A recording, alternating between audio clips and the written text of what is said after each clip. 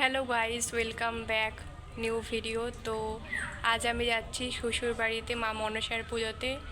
আর আমি একদম রেডি হয়ে পড়েছি, এবার বাড়ির থেকে বেরিয়ে পড়বো। যেহেতু আমাদের ফুল টিমের নিমন্ত্রণ, তাই আমরা ঠিক করেছি যে আমরা সবাই এক জায়গায় হয়ে তারপরেই যাব। তো চলো যাওয়া যাক।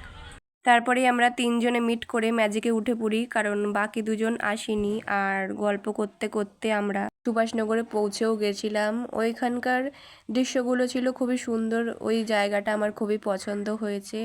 আর শ্বশুর চলে এসেছিলো আমাদের নিতে, হাঁটতে হাঁটতে আমরা পৌঁছে গেছিলাম শ্বশুর বাড়ি। ওখানে গিয়ে দেখলাম মা মনসাকে স্নান করানোর জন্য কাকিমা হলুদ বাড়ছে। তারপরে ঠাকুরমশাই ওখানে স্নান করিয়ে দিল, আমরা দেখছিলাম।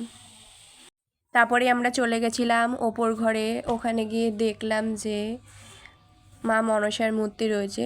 তখনও পুজো শুরু হয়নি। আমরা ঠাকুর ঘরে গিয়ে ঠাকুর নমস্কার করে তারপরে আমরা চলে গেলাম ওর ঘরে। ওখানে গিয়ে আমরা সবাই বসে বসে গল্প করছিলাম।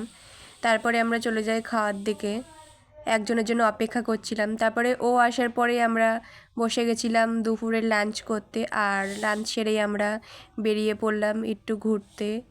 চলে যাই বনবাবার তলায়। ওখানে গিয়ে একটু পুকুরের ধারে আমরা গল্প টল্প করে ফটো ভিডিও তুলে আবার শ্বশুর বাড়ির দিকে রওনা হই, কারণ বিকাল হয়ে গেছে, আমাদের বাড়ি ফিরতে হবে। তার মধ্যেই ও রেডি হয়ে চলে এসেছিলো একটু দেখা করতে। তারপরেই বিকালের সন্ধ্যা আরতি শুরু হয়ে যায়। আমরা কিছুক্ষণ আরতি দেখি, ঠাকুরের ওখানে একটু বসি। তারপরে দেখতে দেখতে বেজে গেছিলো সন্ধ্যে 6টা, তাই আমরা বাড়ির উদ্দেশ্যে রওনা দিই।